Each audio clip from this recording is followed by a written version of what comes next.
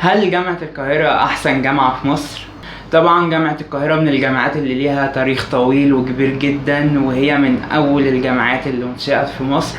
وأنا مش جاي أتكلم عن كل ده، أنا بس جاي أتكلم عن حاجة واحدة. في ناس كده أو نوع معين من طلاب ثانوية عامة، وأنا كنت منكم، كنت فاكر إن جامعة القاهرة دي هي أحسن جامعة في مصر، وأي جامعة غيرها هي جامعة مش معتمدة أو ملهاش لازمة ومش هتفرق في السي في بتاعي لما أجي أقدم على شغل. لو رحت قدمت على شغل هيهتموا بتاع خريج جامعة القاهرة أكتر من أي خريج جامعة تانية، وبالتالي كده كنت شايف إن أي جامعة تانية ملهاش لازمة، والكلام ده طبعا مش حقيقي. وخليني أقول لكم ليه. اولا نشوفوا عندنا كم محافظة في مصر، وكل محافظة ليها جامعة حكومية معتمدة من وزارة التعليم العالي. يعني مفيش في مصر غير جامعة القاهرة بس، لا، في جامعات كتير في كل المحافظات، كلهم اسمهم جامعات حكومية، مفيش اي فرق، كلهم جامعات حكومية تحت وزارة التعليم العالي. طيب ايه هو الاختلاف او الفرق بيكون في ايه بالظبط؟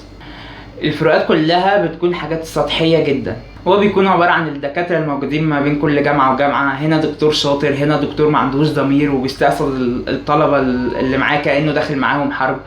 هنا امتحانات سهلة، هنا امتحانات صعبة شوية. جامعة فيه اهتمام بالمبنى والنظافة وترميم المبنى كل فترة، والتجديد في المدرجات علشان تناسب كل جيل هيخش الجامعة. وفي جامعة من ساعة ما فتحت ولا بتجدد ولا بتعمل أي حاجة، وتلاقوا المدرجات زي الزفت والدنيا هناك زي الزفت، كأنكم داخلين بيت رعب مش جامعة. دي كلها زي الاختلافات اللي بنشوفها ما بين المدارس، ما بين مدرسة هنا ومدرسة هنا، فاهمين؟ يعني دي اختلافات سطحية جدا في الشكل عموما او في الدكاترة والناس اللي جوه الجامعة، انما ما فيش فرق في الشهادة او هيأثر عليك في حاجة ان انت خريج حلوان او القاهرة في السي في بتاعك. يعني سواء خريج جامعة حلوان، سواء خريج عين شمس، سواء خريج القاهرة، منصورة، فيوم، دمياط، اي جامعة لما بتروح تقدم على شغل اللي بيفرق معاه تقديراتك طول ال4 سنين او ايا كان الكليه اللي انت فيها كانت كام سنه. المهم تقديراتك على مدار السنين اللي انت كنت فيها في الكليه، مش اسم الجامعه خالص. في حاجه حبيت اوضحها، لان كانت في ناس هنا من القاهره فاكره ان جامعه القاهره دي يعني هم لو ما دخلوهاش فخلاص كده فرص الشغل هتقع، ومفيش اي مكان هيرضى بيهم لو هم راحوا حلوان او راحوا عين شمس. مفيش الكلام ده. جامعة حلوان برضو من الجامعات الكويسة جدا، وجامعة عين شمس من الجامعات برضو اللي هي كويسة جدا، بس كل الناس بتقول ان الامتحانات فيها بتبقى صعبة.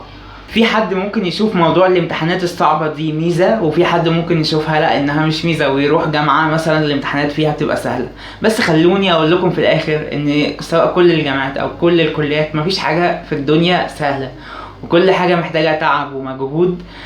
فبس يعني دي النقط اللي انا حبيت اوضحها، ان القاهرة مش خلاص يعني لو ما دخلناش يبقى دي اخر الدنيا، وان في جامعات تانية في مصر موجودة كويسة جدا، يعني داخلة من ضمن احسن الجامعات في مصر زي جامعة المنصورة وجامعة قناة السويس وجامعة القاهرة. يعني في جامعات تانية كويسة مش بس جامعة القاهرة. فبس يعني احنا عندنا جامعات كتير في كل المحافظات، كلهم كويسين وكلهم جامعات محترمة وكلهم بيقدموا نفس الحاجة ونفس الشهادة تحت وزارة التعليم العالي. وبس كده، ايا كانت الجامعة اللي هتجيلكوا اتبسطوا فيها واستمتعوا بالايام بتاعتكم فيها، وحاولوا تخلقوا ذكريات في المكان ده عشان بعد كده لما تسيبوه وتمشوا هتزعلوا جامد.